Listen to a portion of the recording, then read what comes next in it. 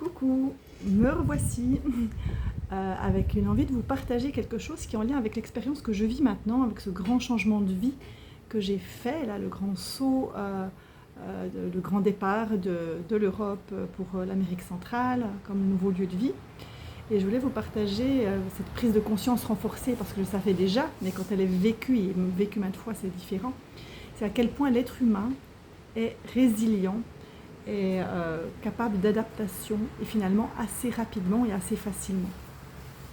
En fait, en venant vivre ici, au Costa Rica, eh bien, j'ai moi-même dû faire sauter beaucoup de verrous, beaucoup de choses. Alors, on peut se dire, oui, c'est chouette, c'est un pays paradisiaque, etc. Ça, c'est les photos que l'on voit en tant que touriste. Mais changer de pays, c'est tout un processus, évidemment, avec une réflexion. Et vivre dans un pays, à nouveau, c'est, comme je l'ai dit dans une autre vidéo, ce n'est pas du tout la même chose que d'y passer quelques semaines de vacances. Donc j'ai dû faire sauter des croyances, j'étais confrontée à beaucoup de peur de partir, ça remuait beaucoup de choses. J'ai dû aussi lâcher des projections sur ce que j'imaginais de la vie ici, des attentes, des doutes, etc. Donc c'est tout un processus. À un moment donné, il a été nécessaire de me mettre dans le flot de l'action, mais l'action guidée par la conscience, par une voix intérieure qui parlait d'un choix aligné, bien sûr. Donc le départ d'Europe pour venir vivre ici n'a pas été évidemment une fuite de quoi que ce soit, n'a pas été mu par une peur. Ce sont différents facteurs qui ont amené ce changement, mais c'est un changement qui est aligné forcément à la voix intérieure, à ce qui était à l'intérieur de moi et de ma famille. Et donc ça fait maintenant quelques mois que nous avons fait ce saut, que nous avons fait ce gros changement.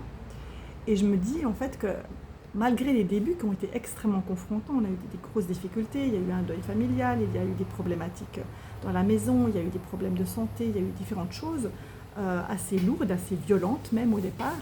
Et bien, sans compter qu'on ne maîtrisait pas la langue, voilà, connaissait assez peu les us et coutumes de la région, on peut dire. Et au final, au bout de quelques mois seulement, je me dis, et on se disait même avec mon conjoint, mais à quel point finalement, on s'est vite adapté à cette façon de vivre, à quel point ce qui était profondément inconfortable avant est bien devenu ok, tout à fait ok, à quel point cette transition, en tout cas moi je l'ai vécu comme une transition inconfortable, le cul en deux chaises un petit peu, excusez-moi l'expression, eh bien elle a été transmutée, transformée pour arriver à finalement un état d'être confortable. Pourquoi ? Parce que maintenant, en ce qui me concerne, j'ai réussi à enfin me déposer dans l'ici et le maintenant. En fait, j'ai accueilli cette nouvelle réalité qui est là et j'ai lâché les résistances. Et en fait, ça fait vachement de bien. Ça fait vraiment beaucoup de bien d'être dans cette posture-là. Alors, tout n'est pas parfait, évidemment, comme partout, dans tout lieu. Il y a de l'imperfection, il y a toujours des éléments, des zones d'ombre, on dira, comme partout. Mais j'apprends à accueillir les zones d'insécurité, d'inconnu, et j'accepte que je ne sais pas où je serai demain, parce que le voyage va probablement continuer, qu'ici il faut faire preuve de plus de patience, qu'ici il y a ci ou ça qui marche moins bien qu'en Europe, etc., qu'il y a des dangers aussi qui sont très différents de ce qu'on peut vivre en Europe. Bref, j'accueille ces chamboulements intérieurs que ça suscite, et j'arrête de lutter contre. Et donc, je peux pleinement embrasser du coup la réalité et profiter de ce qui m'est proposé dans tout ce qui est évidemment beau et magnifique dans un tel endroit. Alors, si je vous raconte ça, c'est pour une bonne raison. C'est parce qu'au fond, mon expérience peut aussi vous nourrir et vous inspirer dans la mesure où dans mes accompagnements, quand j'accueille des femmes, eh bien, elles ont souvent des problématiques. Alors, ça peut être une maladie gynécologique, un endométriose, un cancer, ou bien un désir d'enfant inassouvi, une envie de transformer quelque chose dans sa vie de femme, que ce soit en lien avec la sexualité, enfin bref, il y a différentes choses. Vous savez bien que j'accompagne de manière très holistique, et moi je plonge dans les causes, dans ce qui sous-tend les problématiques, donc sur un plan inconscient. Et du coup, nous cheminons ensemble sur un chemin que j'appelle un chemin de guérison, quelle que soit la guérison nécessaire ou de libération nécessaire d'ailleurs, et cela implique des transformations, des libérations de croyances, mais des changements de comportement également. C'est pas juste abracadabra, une séance où on va libérer l'inconscient et tout change. Non, il y a quelque chose dans la matière réellement qui doit aussi changer, bouger. Et souvent, ce ce qui bloque justement sur un chemin de guérison, eh bien, ce sont les résistances au changement, à l'inconnu. Même si on prétend qu'on a très envie d'aller vers cet inconnu, hein. L'inconnu, je ne sais pas moi, voilà, la santé, un bébé, une situation professionnelle plus alignée, etc. Eh bien, malgré tout, nous sommes attachés à nos zones de connu et de confort et nous résistons. Une mue est nécessaire. Une mue s'impose pour aller sur un chemin de guérison et pour aller jusqu'au bout. C'est nécessaire. Et cette mue, elle a besoin d'être traversée. Une mue, pour aller vers la guérison étant un rapprochement de qui l'on est profondément, quelque chose d'aligné. Et cette traversée, telle que je l'ai vécue ces derniers mois, eh bien, elle nécessite des deuils, elle nécessite du dépouillement. Quel que soit à nouveau le changement nécessaire. Hein. Et ça nous coûte beaucoup. Parce qu'on a peur de l'inconnu, on a peur de la traversée, et on s'accroche à l'ancien avec une pensée limitante qui est vraiment bloquante. Et pour beaucoup de femmes que j'accompagne, c'est le cas. Beaucoup de femmes qui ont de l'endométriose notamment ont cela.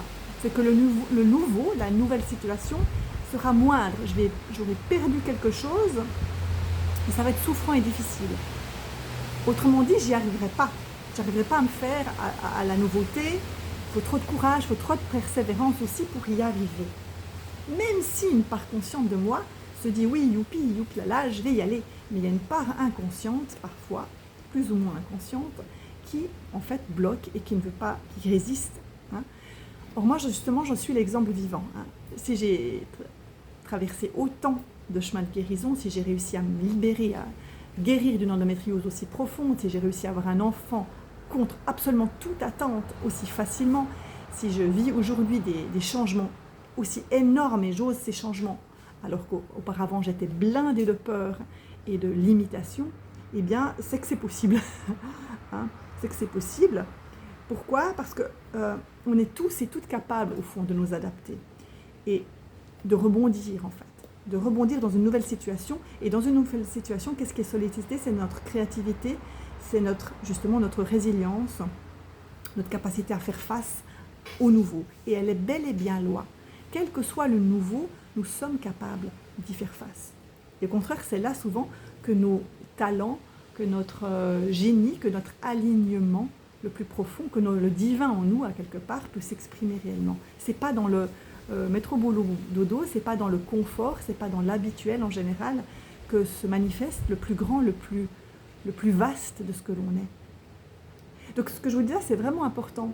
Hein, parce que souvent, quand les femmes viennent à moi, elles ont, pas toutes, hein, mais certaines, ont la croyance, genre pensée magique, qu'en fait on peut tout changer sans qu'on perde quoi que ce soit. Hein, on va faire quelques séances et puis on va libérer les mémoires, etc. Mais ce n'est pas du tout le cas. En fait, tu vas perdre quelque chose en changeant, en guérissant, en libérant, en allant vers de l'inconnu. Tu vas perdre l'identité de malade, tu vas perdre profondément peut-être des relations, tu vas perdre du confort que tu avais auparavant dans un certain domaine de ta vie, mais tu vas gagner autre chose. Tu vas gagner quelque chose de plus grand, une réalité qui te corresponde vraiment, en tout cas là où tu en es aujourd'hui, plus aligné avec qui tu es profondément. Et une fois que tu as compris ça, tu acceptes les désagréments de la traversée, de la mue. Tu avances. Même si ça te coûte, même si parfois c'est difficile, tu avances. Et c'est en faisant preuve de courage, hein, dans le mot courage il y a le mot cœur, hein, de bravoure, à quelque part de persévérance, que tu te rends compte qu'au fond, c'est pas si difficile que ça. Une fois que tu te mets en chemin, que tu es dans le mouvement et que tu gardes ta direction, tu avances. Et le changement devient comme évident, comme une deuxième peau. Bien entendu, si le changement est adapté au moment de vie en question, s'il est aligné à qui tu es et à ce que ton être profond cherche et à quoi il aspire au moment évidemment où tu fais le changement. Ça ne doit pas être mental, on est bien d'accord. Ça m'arrive très très souvent que dans mes accompagnements, des femmes, au bout de quelques séances, voient quelque chose dans leur vie qui était très douloureux, très difficile auparavant, totalement disparaître. Et tant et si bien qu'elles s'y habituent tellement qu'elles m'en font même pas part. Et tout à coup, on en vient en reparler, voir même des symptômes, voir même la raison pour laquelle elles sont venues me voir. Et c'est comme si elles s'étaient adaptées très facilement à cette nouvelle réalité, alors que ça peut faire 10, 20, 30 ans, 40 ans, toute une vie, que cette réalité qu'elle vivait était souffrante, était difficile. Donc on s'adapte facilement, évidemment, quand quelque chose de souffrant, de douloureux disparaît. On ne voit même pas qu'il disparaît parfois. Mais de la même façon, tout ce qu'on croit être si important dans nos vies, eh bien, ça aussi, cela peut changer. Et quand on accepte de se mettre dans le mouvement de la vie et de transformer cela, si cela est juste et bon pour nous, eh bien, on se rend compte qu'au final, on n'y est pas aussi attaché que ça. C'est pas si important. Combien de fois les femmes sont venues à moi avec une envie, par exemple, obsessionnelle d'un enfant ou d'un deuxième enfant, etc. Et en faisant le chemin ensemble, en allant libérer des choses, en allant remettre en mouvement l'énergie de vie, de création, eh bien, au bout d'un moment, elles me disent « Mais au fond, je croyais que c'était si important pour moi. Mais c'était une croyance. Ça fait partie du passé. Et ça n'est plus le cas forcément aujourd'hui. Ce n'est plus cette croyance-là qui domine ma vie. Aujourd'hui, j'ai d'autres envies, par exemple, d'enfantement. C'est un exemple. Je peux vous en donner un autre, tout basique, tout terre à terre. Quand j'étais très malade, eh bien, on m'avait dit ne mange plus ci, ne mange plus ça, ces fameux régimes anti-gluten, sans gluten, sans ci, sans ça. Et moi, j'étais dans la résistance totale avec ça, face à ça. Et je me suis dit c'est pas possible, je ne vais pas pouvoir vivre sans tout ça, c'est absolument impossible. Ce qui n'est pas faux d'ailleurs, je l'ai fait un certain temps seulement. Bref, ça c'est tout un autre sujet. Ceci dit, j'ai quand même observé quelque chose en supprimant le pain, par exemple le gluten. Je pensais que jamais je ne pourrais le faire, mais c'était ma tête qui me le disait. Et en le faisant, eh bien finalement, je me suis rendu compte que je m'en passais très facilement. Et qu'au contraire, j'avais ouvert mon alimentation à d'autres choses. Et que mon alimentation s'était enrichie et non pas appauvrie. Vous voyez ce que je veux dire? C'est très important ça. Hein. Donc, ce que je veux dire en résumé, c'est que oui, quels que soient les choix, les changements, les bouleversements que la vie soit nous impose, soit que nous choisissons, eh bien oui, il y aura des pertes à quelque part. Mais l'inconnu que tu vas rencontrer est beaucoup plus sécure au final que ce que tu pensais. Pourquoi? Parce que dans cet espace inconnu, eh bien, tu es au plus proche de ta créativité, de ton élan pour rebondir, pour innover, pour faire émerger ton essence réellement. Et dans ces nouvelles conditions de vie, que ce soit un lieu, un travail, une relation, un état de santé, etc., tu vas dès lors pouvoir tirer le meilleur du nouveau, tout en intégrant évidemment le meilleur de la vie d'avant, parce qu'il ne s'agit pas non plus de tirer un trait sur ce que l'on a vécu auparavant. La vie est faite d'expériences. Et je dirais que finalement, c'est ça la vie. Hein. Comment peut-on voir la vie, si ce n'est comme une suite d'expériences, d'aventures finalement, où il n'y a pas de réussite ou d'échec, il n'y a que des expériences. À mon sens, aujourd'hui, je le comprends et je l'intègre autrement qu'intellectuellement, mais ça ne m'est pas facile et ça m'a coûté beaucoup d'énergie jusque-là pour l'intégrer et je continue de l'intégrer. C'est qu'au final, le plus grand échec probablement, c'est de ne pas oser les grandes traversées, c'est de ne pas oser les grands changements qui sont là, présents pour nous et qu'on souhaite vraiment mener à bien. Donc voilà ce que je voulais vous partager aujourd'hui. J'espère que ça vous aura inspiré. N'hésitez pas à commenter si vous avez envie de rebondir, si ça vous appelle, si ça vous parle ou à partager. Et je vous dis à bientôt. Namasté.